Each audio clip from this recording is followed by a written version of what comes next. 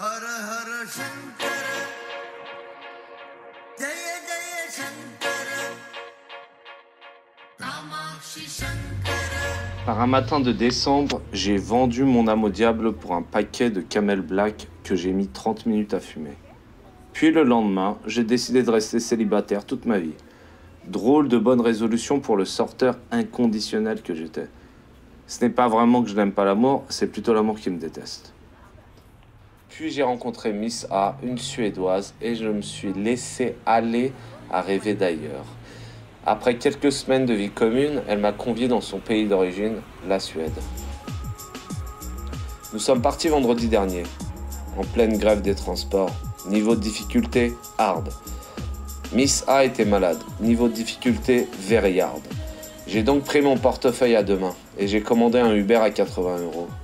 Mon budget transport pour la Suède était désormais épuisé. Puis, nous avons débarqué à l'aéroport.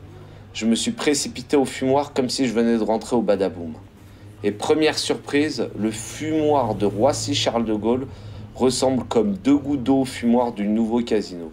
En d'autres termes, ça pue, les gens se marchent les uns sur les autres et le tout ressemble à un meeting de toxicomanes anonymes. Après le check-in, nous avons embarqué. Et là, nous avons rencontré un frère musulman. Étant moi-même originaire des terres lointaines et ancestrales du Moyen-Orient, je n'ai pas d'aversion particulière ni pour l'islam ni pour les musulmans. Mais le frère musulman en question était déguisé en taliban. Treillis avec les poches remplies de câbles, et sa barbe lui descendait jusqu'à la poitrine. Les voyageurs le regardaient comme un objet tombé du ciel. Ou autre chose. Peut-être un peu amusé par ce remue-ménage, le taliban jouait de ses atouts. Il a créé une véritable panique générale. C'est étrange, il y a 100 ans, on craignait l'hirsute soviétique. Désormais, on craint l'hirsute islamiste. En 50 ans, rien n'a changé, même pas la barbe. Une fois arrivés à Stockholm, nous avons été accueillis par la sœur de Miss A. Pour me faire découvrir les particularités locales, nous avons testé le fast-food suédois, le fameux Max. Une fois arrivés sur place, nous nous sommes empressés de découvrir le fameux burger au fromage. Incroyable de réconcilier la junk food avec la bonne bouffe. C'est typiquement suédois. Là, à ce moment précis, j'ai vu un type d'une centaine de kilos complètement défoncé à la cocaïne se poser juste devant moi et me regarder comme si je débarquais d'une autre planète. Il me regardait fixement dans les yeux, tout en avalant goulûment tout ce qui se trouvait sur son plateau. Son appétit pour ce plateau de merde était à la hauteur de la haine qu'il ressentait apparemment à mon égard. Je suis plus Parker Lewis que Bruce Lee, donc je n'ai pas donné suite. Finalement, il s'est dirigé vers le caissier qui ressemblait sur le fond comme sur la forme à un mec qui tient un cybercafé à Paris et lui a dit « How the fuck I'm going home ?» Et le caissier un peu il lui a dit de prendre le bus. Et c'est à ce moment précis que Golgoth 13 lui a demandé quel bus.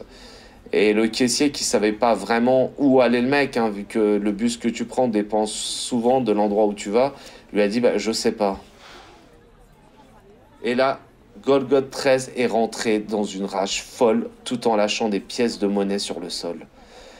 Il a sans doute imaginé que le caissier pouvait deviner d'où il venait ou qu'il pouvait lui commander un taxi comme dans tout hôtel Hilton qui se respecte. Le seul problème, c'est qu'on était chez Max. Là, lui est définitivement monté au nez. Alors il a sauté sur le caissier et là a retiré son manteau façon Scarla pour aller l'embrouiller. Elle lui a hurlé dessus, elle était méconnaissable. Quant à moi, un peu discret derrière, je me préparais juste à rencontrer Mohamed Ali ou Cassius Clay en combat singulier. Finalement, le type s'est barré.